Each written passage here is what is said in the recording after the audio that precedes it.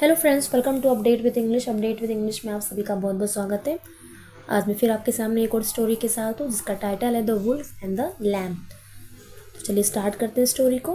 Let's start. One day a lamb was eating sweet grass away from her flock of sheep. कि मतलब एक दिन क्या था, लैम्प यानी लैम्प मतलब क्या होता है, भेड़। वो अपने ग्रुप से, जो उनके ग्रुप को क्या कहते हैं, फ्लॉक ऑफ शीप। सभी के ग्रुप को, जैसे कीज के ग्रुप को क्या कहते हैं, बंच ऑफ कीज, है ना। तो जब अगर जो भेड़ है वो हमेशा, आपको पता ही है, वो साथ चलते हैं। तो उनके जो ग्रुप होता है उनको हम कहते हैं फ्लॉक ऑफ शीप। ठीक है। तो उसने क्या किया, वो स्वीट ग्रास यानी ग्रास खा रहा था अपने झुंड से अलग होके। शी डिडंट, अब ये क्या है, कॉन्ट्रैक्शन फॉर्म है। ठीक है, डिडंट लिखा हुआ है, तो उसको आप कैसे पढ़ेंगे, आप इसको डिडंट भी पढ़ सकते हैं या फिर इसको आप डिड नॉट भी पढ़ सकते हैं। ठीक है। She didn't notice a wolf walking nearer to her, और उसने बिल्कुल नहीं ध्यान दिया कि वुल्फ जो है उसके पास आ रहा है। वो घास खाने में इतना बिजी हो गया, घास खाने में इतनी बिजी हो गई।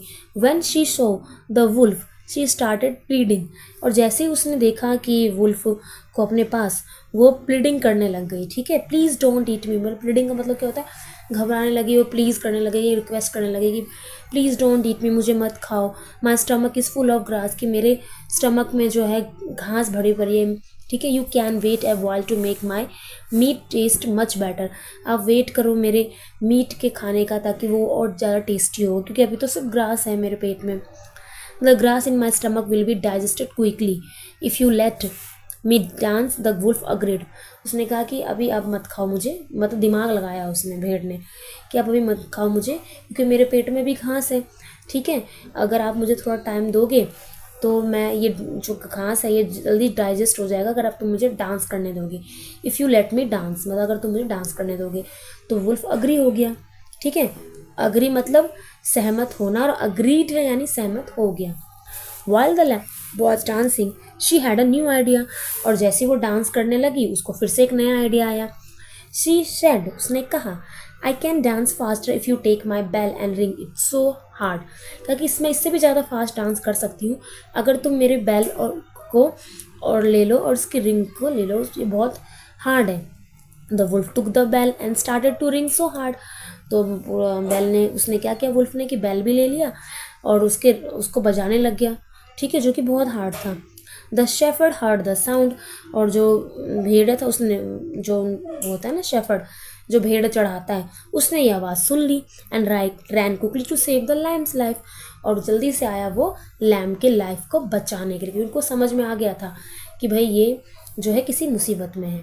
तो लैम्प का मतलब क्या होता है, भेड़ का जो बच्चा होता है उसे हम लैम्प कहते हैं। ठीक है। सो ये स्टोरी थी, छोटी सी स्टोरी थी बट अच्छी स्टोरी थी, कि एक लैम्प ने कैसे अपने दिमाग का इस्तेमाल करके वुल्फ को चकमा दे दिया। तो इससे हमें ये सीख मिलती है फ्रेंड, कि जब परेशानी आए हम क्या करते हैं, हम पैनिक हो जाते हैं। ठीक है, घबरा जाते हैं, और जैसे आप पैनिक हुए आपका दिमाग तो बंद हो गया, और जहाँ दिमाग बंद वहाँ कुछ नहीं होने वाला। लेकिन लैम्प ने अपने दिमाग से काम लिया, बिल्कुल शांति से, और अपने आप को बचा लिया। So this is the moral of the story. I hope आपको स्टोरी अच्छी लगी हो। जो मोरल स्टोरी, उसमें जो वोकैब होती है वो उतनी टफ तो होती नहीं है। देखिए, जैसे मैं आपको बताऊँ, हर्ड मतलब सुनना, शेफर्ड यानी जो भेड़ चढ़ाता है। ठीक है, भेड़ बकरी को चढ़ाने वाला हो गया आपका। लैम्प यानी भेड़ का बच्चा। अग्री आपको पता है, डाइजेस्ट यानी पचाना, स्टमक पेट हो गया, क्विकली जल्दी से। ठीक है, आगे और बढ़ें। वॉकिंग नियरर क्या है, ये डिग्री फॉर्म है। सुपरलेटिव, कंपैरेटिव, पॉजिटिव डिग्री है ना। तो पॉजिटिव डिग्री क्या होगी नियरर की, नियर, और ये जो नियरर है ये कंपैरेटिव डिग्री है, NEARER, नियरर, और सुपरलेटिव डिग्री होगी नियरेस्ट। ठीक है। So these are vocab. मिलते हैं हम नेक्स्ट वीडियो में एक और स्टोरी के साथ। Till then take care, bye bye.